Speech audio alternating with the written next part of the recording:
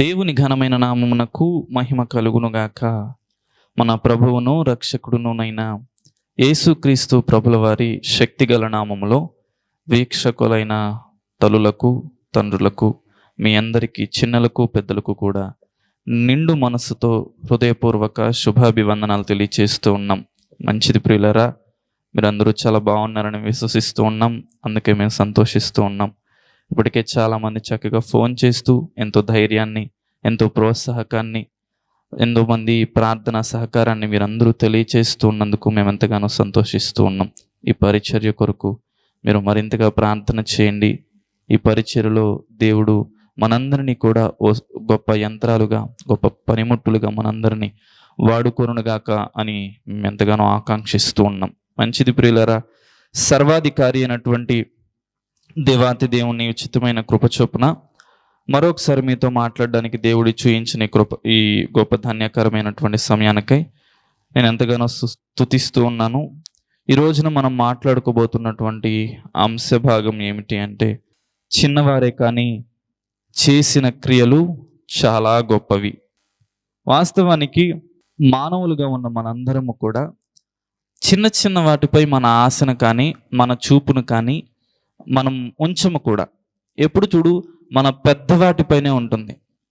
నా భవనం పెద్దగా ఉండాలి, నా కారు పెద్దగా ఉండాలి, నా స్థాయి పెద్దగా ఉండాలి, నా స్థితిగలు పెద్దగా ఉండాలి అని చాలా వరకు పెద్దదాని వైపే చూపు ఉంటుంది. కానీ చిన్న జీవితాల వైపు, చిన్నవారి వైపు చాలా వరకు చూపు ఉండదు. కానీ కొన్ని పర్యాయములు పెద్దదానికంటే చిన్నది చేసే క్రియలు చాలా గొప్పవి.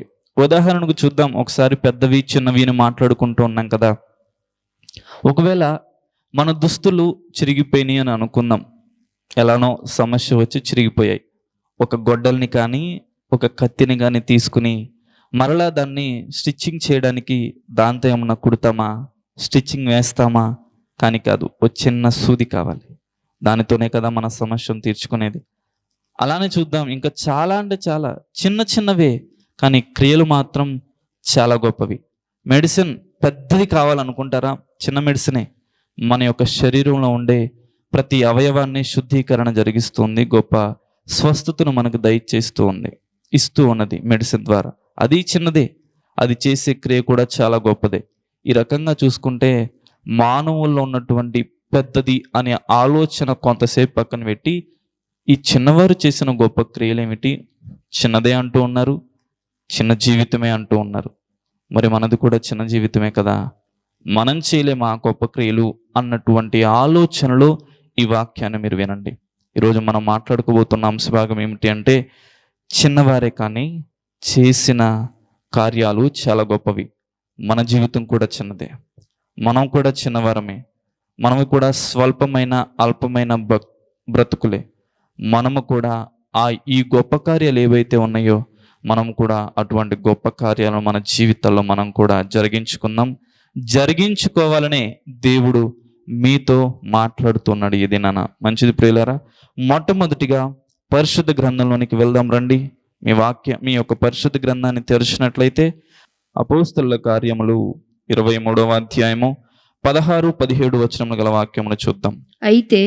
అయితే పౌలు మేనల్లుడు వారు పొంచి ఉన్నారని విని వచ్చి కోటలో ప్రవేశించి పౌలుకు ఆ సంగతి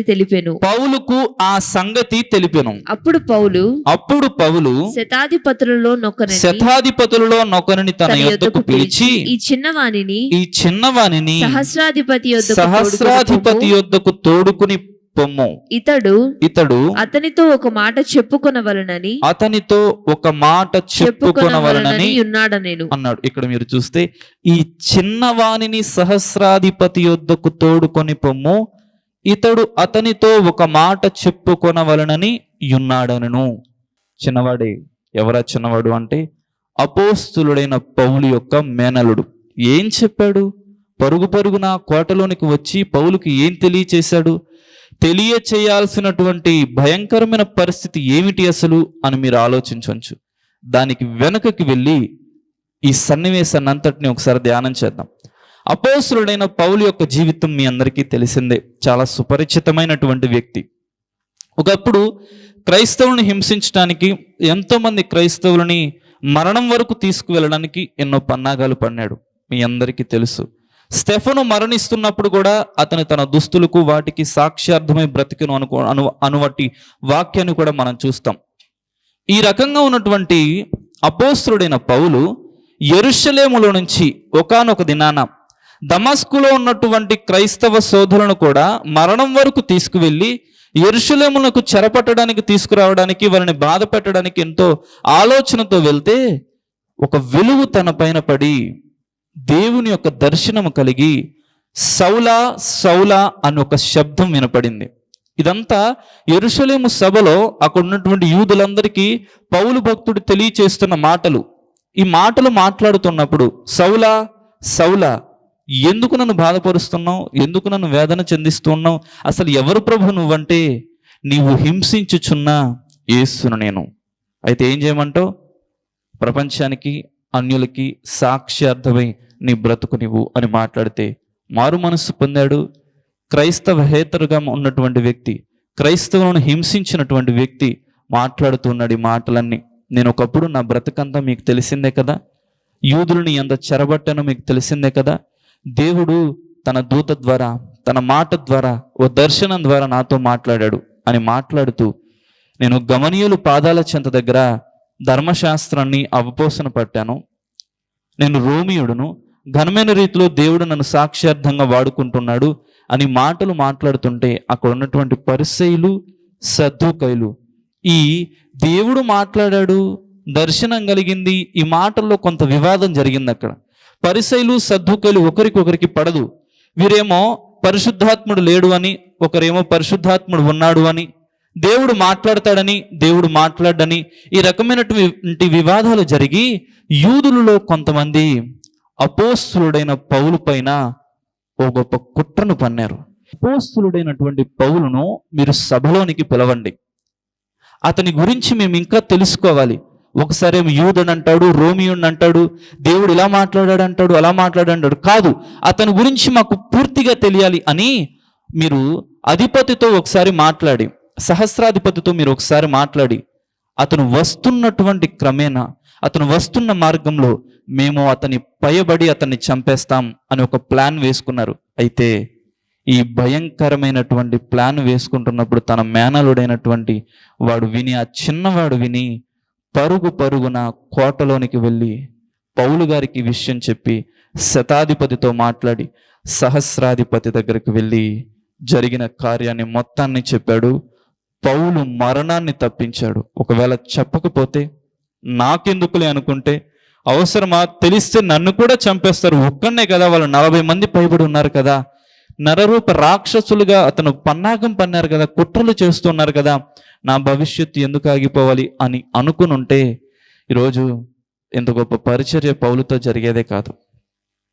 పౌలు ఈ ప్రపంచాన్ని చుట్టివేసేవాడే కాదు, అన్యుల జీవితాల్లో అఖండ జ్యోతులుగా ఆ దేవుని యొక్క రక్షణ సువార్తను అందించేవాడే కాదు. ఈరోజు పౌలు పై యూదులు పండినటువంటి కుట్రను తప్పించడానికి చిన్నవాడైనటువంటి తన మేనలుడు ఓ ఘనమైన కార్యాన్ని చేశాడు. ఆ తర్వాత అక్కడి నుంచి ఒక్క ఈగ కూడా తన పైన వాలకుండా గుర్రపు రౌతులతో, రథాలతో, గుర్రాలతో, సైన్యపు అధికారులతో అతన్ని చక్కగా ఓ ఏమంటే జడ్ కేటగిరీ అంటారు చూసారా, అంతకంటే హై లెవెల్ కేటగిరీతో అక్కడి నుంచి ఆ సహస్రాధిపతులు, ఆ పతులు మొత్తం అందరూ అక్కడి నుంచి తీసుకువెళ్ళిపోయారు. ఎంత గొప్ప ఘనకార్యం జరిగింది. ఎవరి వలన? చిన్నవాడే, చిన్న జీవితమే. పౌలు మరణం సంభవిస్తున్నప్పుడు తెలిసినటువంటి ఆ విషయాన్ని పౌలుకు చెప్పి తన ప్రాణాలను, తన మేనమామైనటువంటి పౌలు గారి ప్రాణాలను దక్కించుకుంటూ ఉన్నాడు. ఎంత గొప్ప విషయం. చిన్నవాడే కానీ చాలా గొప్ప కార్యాలు చేసే. ఈరోజు మరణకరమైనటువంటి పరిస్థితుల్లో మీ కుటుంబస్తులో ఎవరో ఖచ్చితంగా ఉండొచ్చు. మీరు కూడా చిన్నవాడే అని అనుకోవచ్చు, కానీ చిన్న జీవితం అయి ఉండొచ్చు, కానీ మీ యొక్క దాతృత్వం వలన ఓ గొప్ప ఘనమైన కార్యాలు వారి జీవితాలు మీరు జరిగించవచ్చు. మొట్టమొదటిగా చూసాం, అపోస్తలుడైన పౌలు యొక్క మేనలుడు ఓ గొప్ప ఘనకార్యాన్ని చేశాడు. అపోస్తలుడైన పౌలు యొక్క మరణం నుంచి తప్పించడానికి అతను కారకుడయ్యాడు. రెండవదిగా కూడా చూద్దాం, 2వ రాజులు 5వ అధ్యాయము 2వ వచనం గల వాక్యమును చూద్దాం. సిరియనులు సిరియనులు గుంపు గుంపులుగా బయలుదేరి ఇశ్రాయేలుల దేశం మీదికి పోయి ఇజ్రాయేలుల దేశం మీదకి పోయి ఉండిరి. వారచ్చట నుండి ఒక చిన్నదాన్ని చెరగొని తెగ అది నయమాను భార్యకు పరిచారము చేయుచుండెను. తర్వాత చదువుదాం. అది షోమ్రోనులోనున్న ప్రవక్త దగ్గర నా ఏలినవాడు ఉండవలనని నేనెంతో కోరుచున్నాను. అతడు నా ఏలినవానికి కలిగిన కుష్ఠరోగమును బాగు చేయునని తన యజమానురాలితో అనెను. సిరియా రాజు సైన్యాధిపతి అయిన నయమాను అతను సిరియనులు గుంపులుగా బయలుదేరి ఇజ్రాయేలు దేశంలోనికి పోగా ఒక చిన్నదానిని బానిసగా తీసుకొచ్చుకున్నారు. వాస్తవానికి రాజుకి రాజరికపు వ్యవస్థ ఉంది, ఐశ్వర్యం ఉంది, ఘనత ఉంది, అంతా సమృద్ధే. కానీ ఆరోగ్యం లేదు, కుష్టు వ్యాధితో బాధపడుతూ ఉన్నాడు. ఈ చిన్నది దాన్ని చూసి నా ఏలినవాడు అలా ఉండడం నాకు చాలా బాధాకరంగా ఉంది. ఒక గొప్ప వ్యక్తి ఉన్నాడు, అతని దగ్గరికి వెళితే గొప్ప స్వస్థత కలుగుతుంది అని ఆశపడింది. అయితే మీరందరూ గమనిస్తే వాస్తవానికి బానిసగా వచ్చినటువంటి ఆ పిల్ల ఈ మాటలన్నీ తన భార్యతో రాణిగారితో చెప్తూ ఉండగా నమ్మడానికి ఎవరికైనా నమ్మశక్యంగా ఉంటుందా? చిన్న వయసు, బానిసగా వచ్చింది, ఏమి తెలుసు, నీ మాట ఎందుకు నమ్మాలి? ఏమీ మాట్లాడలేదు. చిన్నదైనా సరే తన ప్రవర్తనను బట్టి ఓ గొప్ప కార్యం చేసింది. యజమానుడి జీవితంలో ఓ ఘనమైన కార్యాన్ని చూసింది. ఏం జరిగిందో చూద్దాం ఒకసారి. తర్వాత నయమాను రాజునొద్దకు పోయి ఇశ్రాయేలు దేశపు చిన్నది చెప్పిన మాటలను అతనికి తెలియజేయగా సిరియా రాజు నేను ఇశ్రాయేలు రాజునకు దూత చేత పత్రిక పంపించేదనని ఆజ్ఞ ఇచ్చెను గనుక అతడు 20 మనుగుల వెండియు 1,20,000 రూపాయల బంగారమును 10 దుస్తుల బట్టలను తీసుకొని పోయి ఇశ్రాయేలు రాజునకు పత్రికను అప్పగించాడు. ఇదంతా మీకు తెలుసు కదా. చక్కగా ఇప్పుడు నాకు స్వస్థత కావాలి అనుకుంటే ఆ రాజు దగ్గరికి ఉత్తరం పంపించాడు. ఈ రాజు ఈ ఉత్తరాన్ని చదివి తన బట్టలు చింపుకొని స్వస్థత కలిగించడానికి నేనేమన్నా దేవుడనా, స్వస్థత నా చేతిలో ఉందని దుమ్ము నెత్తి మీద పోసుకుని నేనా స్వస్థత చేసేది అని ఏడుస్తూ ఉంటాడు, బాధపడుతూ ఉంటాడు, అసలు తెలియని అధ్వాన్య స్థితిలోనికి వెళ్ళిపోతూ ఉంటాడు. ఆ తర్వాత 8వ వచనంలో మనం చూస్తే ఎలీషాకు ఈ వార్త వినబడింది. అయితే ఓ చిన్నదాని వలన ఎలీషా దగ్గరకు వెళ్ళి తనకున్నటువంటి గొప్ప స్వస్థత అయితే కలిగింది. కానీ ఇక్కడ నయమాను ఎక్స్పెక్ట్ చేసిన విధంగా ఇక్కడ ఏమీ జరగల. వస్తారు, యెహోవా నామం పేరట ప్రార్థన చేస్తాడు, నా మీద తలపైన చెయ్యి ఉంచి నాకు ఒక గొప్ప స్వస్థత కలుగుతుంది అని అనుకున్నాడు. కానీ పక్కనే నది ఉంది, దానిలోకి వెళ్ళి 7 మార్లు మునిగితే నీకు స్వస్థత వస్తుంది అని చెప్తే తను కోపాగ్రోతుడై కోపంతో వెళ్ళిపోయి ఇక్కడైనా నదులున్నాయి, సిరియా రాజ్యంలో పరిశుద్ధమైనటువంటి నదులు లేవా, అక్కడ నేను మునగలేనా, అక్కడ నాకు స్వస్థత రాదా అనుకున్నప్పుడు తనతో ఉన్నవారే ఎందుకైనా మంచిది మరలా వెళ్ళండి, ఎన్నో లక్షలు వెచ్చించడం కంటే ఎంతో ధనాన్ని వారికి ఇవ్వడం కంటే ఏమీ అడగడం లేదు కదా, చిన్న మాటే కదా, వెళ్ళి మునుగుదామంటే చక్కటి స్వస్థత అయితే లభించింది. కానీ దీనికంటే ఘనమైన కార్యం ఆ చిన్నదాని వలన ఒక కార్యం జరిగింది. ఏమిటా అని చూస్తే 17వ వచనం గల వాక్యమును చూద్దాం. అప్పుడు యెహోవాకు తప్ప దహన బలినైనను మరి ఏ బలినైనను ఇతరమైన దేవులకు నేనికను అర్పించను. చాలు. అసలు స్వస్థత వస్తది పోతది, ఇది కామన్, ఎవరికైనా వస్తుంది అది. కానీ అతని జీవితం పట్ల, ప్రవర్తన పట్ల గొప్ప మార్పు వచ్చింది. ఎవరి వలన? చిన్నదాని వలన, కేవలం చిన్నదాని వలన. చక్కగా వెళ్ళాడు, కుష్ఠవ్యాధిని పోగొట్టుకున్నాడు. తర్వాత 17వ వచనంలో మాట్లాడుతున్నాడు, యెహోవాకు తప్పించి దహన బలైనా అసలు ఏ బలైనా సరే దేవతలకు నేనిక అర్పించను, దేవునికి మాత్రమే సాగిలపడతాను, దేవునికి మాత్రమే బలి అర్పిస్తాను. ఇతని మార్పుకు కారణమయ్యింది. చాలామంది మనం వింటాం, ఎన్నో మెసేజెస్లో చూస్తూ ఉన్నాం, గొప్ప స్వస్థత చిన్నదాని వలన, ఆ బానిసపు చిన్నదాని వలన గొప్ప స్వస్థత లభించిందని మాట్లాడుకుంటాం. కానీ దానికంటే గొప్ప విలువైన కార్యం జరిగింది 17వ వచనంలో. నేను దేనికి సాగిలపడను, దేనికి దహన బలులు అర్పించను, యెహోవాకు మాత్రమే దహన బలులు అర్పిస్తాను. ఈరోజు మీరు చూస్తే ప్రపంచంలో పాల్ యాంగ్చో గారని మీ అందరికీ తెలిసేమో.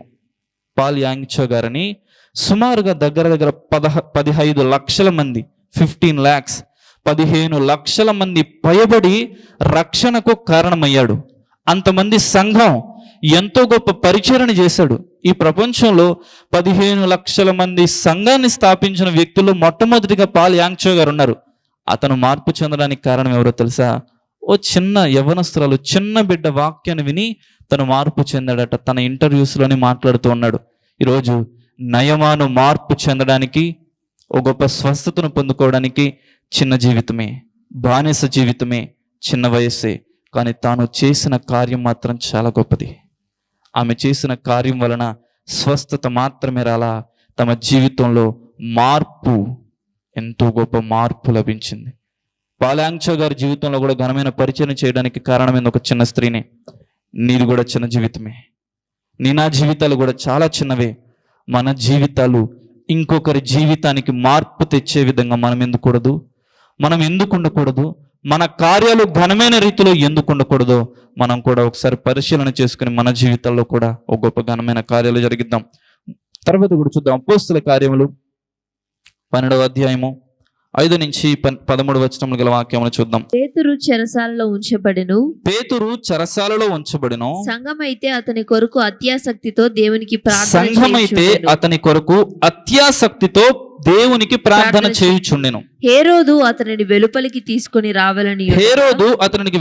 తీసుకొని రావాలని ఉండగా ఆ రాత్రియే పేతురు 2 సంఖ్యలతో బంధించబడి ఇద్దరు సైనికుల మధ్య నిద్రించుచుండెను. మరియు కావలి వారు తలుపు ఎదుట చెరసాలలో కాచుకొని. ఇదంతా కాకుండా 12వ అధ్యాయం గల వాక్యం కూడా చదువుకుందాం. 12-13 చదువుదాం చివరిగా. అతడు తలవాకిట తలుపులు తట్టుచుండగా రోదే అను ఒక చిన్నది ఆలకించుటకు వచ్చెను. ఆమె పేతురు స్వరము గుర్తుపట్టి సంతోషము చేత తలుపులు తీయక లోపలికి పరిగెత్తుకొని పోయి పేతురు తలుపు దగ్గర నిలుచున్నాడని తెలిపెను. చాలు. ఇక్కడ ఏం చేస్తున్నారు? అత్యాసక్తితో పేతురు చెరసాలలో ఉంచబడ్డాడని సంఘమైతే అతని కొరకు ప్రార్థన చేస్తుంది. అత్యాసక్తితో, అత్యాశతో కాదు, ఇక్కడ అపార్థం చేసుకోకండి. అత్యాసక్తితో ప్రార్థన చేస్తుంది. అనేక మంది కూడుకుని ఉన్నారు. ఇక్కడ రోదే అను ఆ చిన్నది కూడా తన కుటుంబంతో అత్యాసక్తితో ప్రార్థన చేయడానికి కూర్చున్నది. పేతురు గారి స్వరం వినింది తలుపు తడుతూ ఉంటే. ఎలా వినిందంటారు?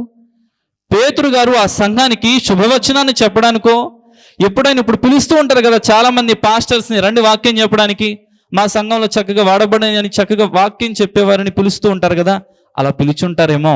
ఒకసారి ఓన్ ఇంటర్ప్రిటేషన్ అని చెప్పి అనుకుందాం. ఈ క్రైస్తవ జాబితాలో ఒక 35% వరకు దేవుడిచ్చిన ఆలోచన మేరకు ఆలోచించి మనం దీన్ని అర్థం చేసుకోవచ్చు. చూద్దాం. అయితే ఈ రోదేను చిన్నది పేతురు గారి యొక్క స్వరము వింది. అందరూ ప్రార్థన చేస్తూ ఉన్నారు. అందరూ చక్కగా అత్యాసక్తితోనే ప్రార్థన చేస్తూ ఉన్నారు. అయితే చాలా మంది ప్రార్థన చేస్తారు కానీ మిగతాది ఏమీ కనపడదు. ప్రార్థన మిగతాది ఏమవుతుంది, పిల్లలు ఎక్కడున్నారు ఏంటని ఏమీ తెలియదు. అసలు ఏం జరుగుతుందో ప్రార్థనలో ఏకాగ్రత లేని వారుగా, ప్రార్థనలో కొంతమంది విచిత్రంగా చేసేవారు కూడా చాలా మంది ఉంటారు. కానీ ఈ చిన్నది మాత్రం మెలకువ కలిగి ప్రార్థన చేస్తూ ఉన్నది. చిన్నదే అత్యాసక్తితో ప్రార్థన చేసే జాబితాలో ఉంది. మెలకువ కలిగి ప్రార్థన చేస్తూ ఆ పేతురు గారు ఎలా శబ్దం చేస్తూ ఉండగా అతని స్వరము వింది.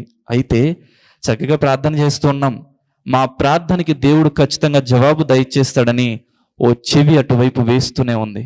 వస్తాడేమో అన్నటువంటి ఆశతో ఎదురు చూస్తూనే ఉంది. చివరికి వచ్చాడు, తలుపు తట్టాడు, మాట్లాడాడు, స్వరము వినింది. ఇక్కడ ఏం జరిగిందంటే సంతోషముతో తను తలుపు తీసేలా వెంటనే అక్కడికి సంఘము దగ్గరికి వెళ్ళి ప్రార్థించిన రీతిగా దేవుడు ఘనమైన కార్యాలు మన జీవితాల్లో చేశాడు అన్నటువంటి సంతోషాన్ని వారితో పంచుకోవడానికి మొట్టమొదటిగా వాళ్ళ దగ్గరికి వెళ్ళి తలుపు తీసి ఆహ్వానాన్ని తెలిపారు. చూడండి, మీ పిల్లలు ఎలా ఉన్నారు, ఎక్కడ ఉన్నారు, ఏం చేస్తూ ఉన్నారు? చిన్నదే తల్లిదండ్రులతో అక్కడే కూర్చుని ఓ ఘనమైన పరిచర్య చేస్తున్నటువంటి పేతురు కొరకు అత్యాశక్తితో సంఘం అంతా కలిసి ప్రార్థన చేస్తున్నారు. ఆ సంఘం ఎవరిదో కాదు, మార్కు గారి ఇల్లే. మరియా వీరందరూ కలిసి ప్రార్థన చేస్తున్నటువంటి ఆ సంఘం వాళ్ళతో కలిసి ఈ రోదే అని వచ్చినది అక్కడే ప్రార్థన చేస్తూ ఉంది. ఈరోజు మీ పిల్లలు ప్రార్థన పరులైనా? మీతో కలిసి దేవుని సన్నిధికి దేవుని సంఘానికి వస్తున్న వారైనా? ఆపదలో ఉన్న వారి కొరకు ప్రార్థన చేసే పిల్లలేనా? చిన్నదే చేస్తోంది గొప్ప ఘనమైన కార్యాలు. మెలకువ కలిగి ప్రార్థన చేస్తోంది, అత్యాశక్తితో ప్రార్థన చేస్తోంది. మీ పిల్లలు ఎలా ఉన్నారు? మన బిడ్డలు ఎలా ఉన్నారు? మనందరం కూడా పరిశీలన చేసుకోవాలి. చిన్నవారే చేస్తున్న కార్యాలు చాలా గొప్పవి. చూద్దాం. తర్వాత నిర్గమాకాండము 2వ అధ్యాయము 4-7 వచనములు గల వాక్యమును చూద్దాం. నిర్గమాకాండము 2వ అధ్యాయము 4-7 వచనములు గల వాక్యమును చూద్దాం. వానికి ఏమి సంభవించునో తెలుసుకొనుటకు వాని అక్క దూరముగా నిలిచి ఉండెను. ఫరో కుమార్తె స్నానము చేయుటకు ఏటికి వచ్చెను. ఆమె పనికత్తెలు ఏటి ఒడ్డున నడుచుచుండగా ఆమె నాచులోనికి ఆ పెట్టెను చూచి తన పనికత్తెను ఒకతని పంపి దాన్ని తెప్పించి తెరచి ఆ పిల్లవాడిని చూచినప్పుడు ఆ పిల్లవాడు ఏడ్చుచుండగా చూచి వాని యొద్దకు కనికరించి వీడు హెబ్రీయుల పిల్లలో నొకడెనను. అప్పుడు వాని అక్క ఫరో కుమార్తెతో నీ కొరకు ఈ పిల్లవాడిని పెంచుటకు నేను వెళ్ళి హెబ్రీ స్త్రీలలో ఒక దానిని పిలుచుకొని వద్దునా అనేను. చాలు. ఇక్కడ ఐగుప్తులో యోసేపును ఎరుగునటువంటి ఫరో ఒకడు వచ్చి, వీరు ఇజ్రాయేలు ప్రజలు మనకంటే ఎక్కువగా ప్రబలిపోతూ ఉన్నారు, ఎక్కడ మన శత్రువులతో చేతులు కలిపి ఆపద వస్తున్నప్పుడు మనపైనే తిరగబడతారేమో, పుట్టే మగ సంతాన్ని అంతటినీ తుడిచివేయబెట్టమని అక్కడ హెబ్రీ మంత్రసానులతో షిఫ్రా పుయా అను వారితో చెప్తారు. వీరు దేవునికి భయపడినందున ఆ కార్యాన్ని చేయకుండా జాగ్రత్తగా ఉంటారు. అలాగే అప్పుడే ఒక లేవీయుడు ఒక లేవీ స్త్రీని పెళ్లి చేసుకున్నప్పుడు చక్కటి రూపసి అయినటువంటి మోషే గారు పుడతారు. 3 నెలలు ఎలాగోలా దాచారు, వారి వల్ల కాల. తర్వాత తల్లి ఏం చేసిందంటే జ్ఞానయుక్తంగా తన కుమార్తెను పంపించి మోషేని చక్కగా ఒక ఇనుప పెట్టెలో పెట్టి కీలు రాసి నైలు నదిలో వదిలిపెట్టింది.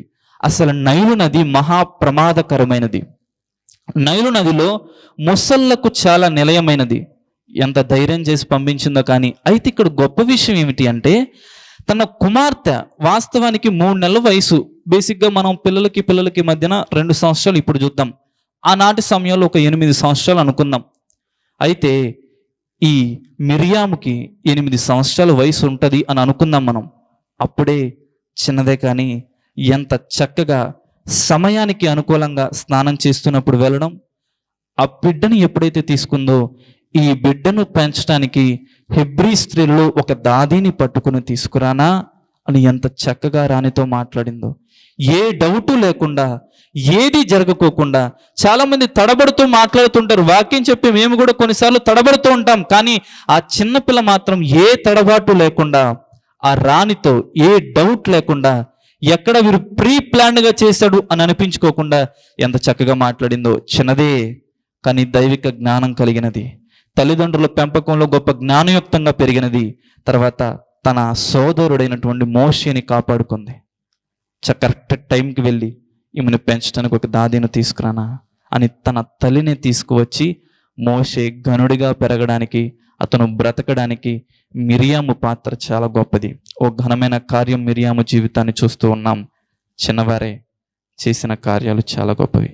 కృపగల దేవా, దయ కలిగిన మా తండ్రి, ప్రేమ నమ్మకం కలిగిన మా తండ్రి, మీకే లెక్కింపలేని స్తుతి స్తోత్రములు చెల్లిస్తూ ఉన్నాం. ఈ రోజున చిన్నవారే కానీ వారు చేసిన క్రియలు కార్యాలు చాలా గొప్పవి అని మాట్లాడారు. నిజమే ప్రభువా, ఎంతో ఘనమైన కార్యాలు మా జీవితాల్లో చూసాం.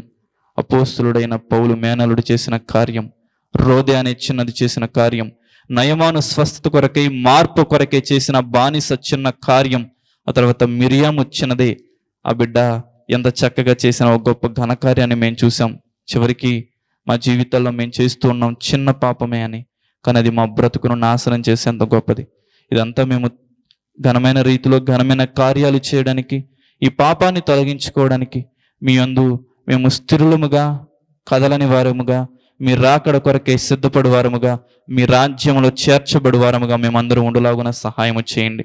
వినినటువంటి వాక్యం సారవంతమైన నేలను పడిన విత్తనము వలె 30ంతులుగా, 60ంతులుగా, 100ంతులుగా మీరే ఫలింప చేయమని యేసు నామం పేరట ప్రార్థిస్తున్నాము తండ్రి, ఆమేన్. మన ప్రభువును రక్షకుడునునైన యేసుక్రీస్తుల వారి యొక్క ప్రశస్తమైన నామములో ప్రొద్దుటూరు పరిసర ప్రాంతాలలో ఉన్నటువంటి ఆత్మీయులైన దేవుని ప్రియబిడ్డలైన మీ అందరికీ శుభవందనములు తెలియచేయుచున్నాను.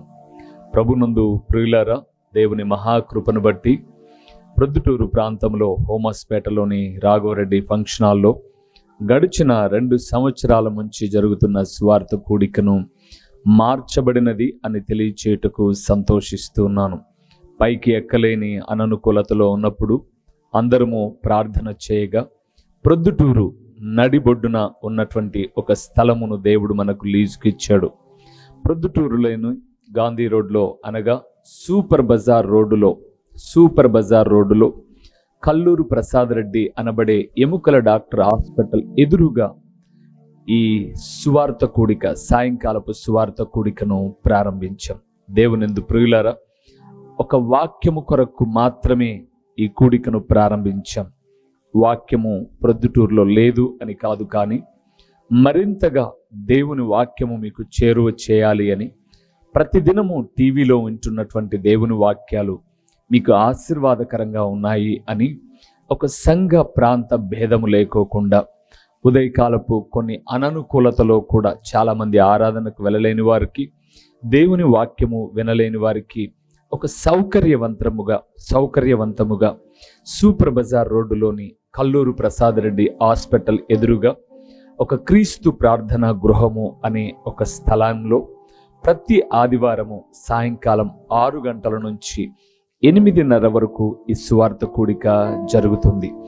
కేవలం దేవుని వాక్యము మాత్రమే ప్రకటించే ఒక ప్రణాళికతో, వాక్యమే అన్ని కార్యాలు చేయగలదు, వాక్యము మాత్రమే నెమ్మది ఇవ్వగలదు, వాక్యము మాత్రమే స్వస్థపరచగలదు, వాక్యము మాత్రమే సరైన మార్గములో నడిపించగలదు, వాక్యము మాత్రమే గొప్ప ఆదరణ ఇవ్వగలదు, వాక్యమే జీవాధారమై ఉన్నది అని తెలియచేయే అమూల్యమైన ఉద్దేశముతో ఈ ప్రతి ఆదివారపు సాయంకాలపు స్వార్థ కూడికను ప్రారంభించాం.